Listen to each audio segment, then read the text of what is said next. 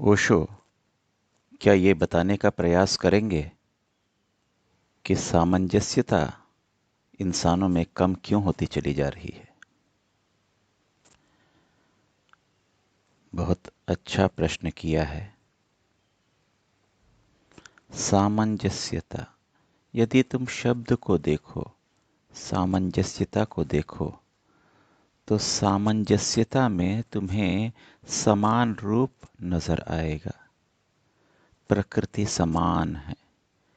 क्या तुम कभी वन गए हो, जंगल गए हो, जहां तुमने अलग अलग प्रकार के जीव जंतुओं को, अलग अलग प्रकार के वृक्षों को, पौधों को, घास को, फूलों को, सबको एक साथ देखा होगा?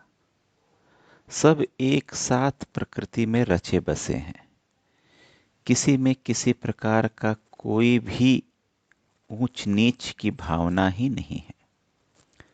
सब सामंजस्य में एक साथ प्रकृति में रहते हैं। सबका अपना वजूद है। सभी को जीने का अधिकार है। सभी में मौलिकता है, अद्भुत मौलिकता है।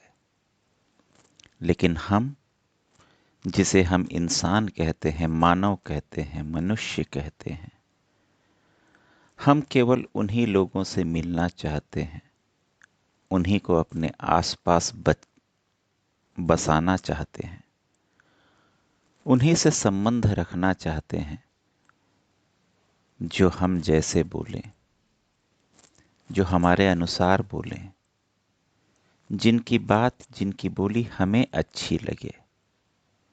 हम वहीं पर संपर्क साधना चाहते हैं। हम होमोजीनियस मिक्सचर बनाना चाह रहे हैं, जबकि प्रकृति हेट्रोजीनियस है। समांगी नहीं, विषमांगी है। जब तक विषम नहीं होगा, तब तक सामंजस्य स्थापित नहीं होगा। क्या तुमने देखा है कि कभी केवल एक ही प्रकार के लोगों को यदि रख दो, तो तुम्हें दूसरे प्रकार के लोगों से तादात्म्य स्थापित करना कितना कठिन हो जाएगा? इस दुनिया में केवल अच्छे लोग रहें तो बुराई कैसे पता चलेगी, और केवल बुरे रहें तो अच्छाई कैसे पता चलेगी? देव यदि थे तो दानव भी थे। दानवों का अस्तित्व देवों के कारण और देवों का अस्तित्व दानवों के कारण रहा।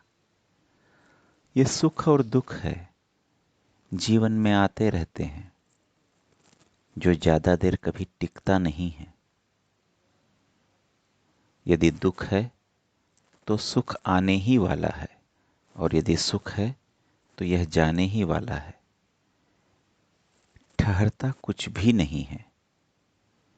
हमारे सोच में परिवर्तन लाने की जरूरत है।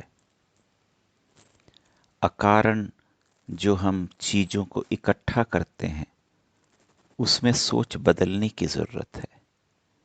तुमने देखा होगा, जंगल में प्राणी कभी भी एक दूसरे को तभी मारते हैं जब उन्हें भूख लगती है, वरना सामंजस्य में सभी रहते हैं। लेकिन यह इंसान न जाने कितने लोगों को मारकर होड़ में आगे बढ़ रहा है। अहंकार, अहम का भाव उत्पन्न हो गया है। इतना भी लोगों को मारकर आगे मत जाओ कि तुम्हें आगे बढ़ता हुआ देखने वाले न रहें, ताली बजाने वाले न रहें। मिल बैठकर एक रोटी के कई हिस्से करके खाने में जो आनंद है, जो परमानंद है, वो एक साथ 4 रोटी खाने में नहीं है। इस बात का एहसास जिस दिन हो जाएगा, जिस दिन परानुभूति का एहसास हो जाएगा, सामंजस्यता का विकास वहीं से प्रारंभ होगा। इसीलिए हम मनुष्यों में सामंजस्यता जब तक नहीं आएगी, होड़ जब तक खत्म नहीं होगी, ईर्ष्या जब तक समाप्त नहीं होगी, साथ में रहने की भावनाओं का विकास जब तक नहीं हो पाएगा, तब तक सामंजस्यता नहीं आएगी। इसीलिए आनंद में रहो। अपने अंदर के आनंद की अनुभूति दूसरे के अंदर आनंद की अनुभूति के अनुसार ही अनुभव करो। सृष्टि बहुत सुंदर है, इसकी संरचना भी उतनी ही सुंदर है। इस सृष्टि को बचा के रखो, होड़ से बचो और लोगों से अपने संबंध अच्छे से बनाए रखो।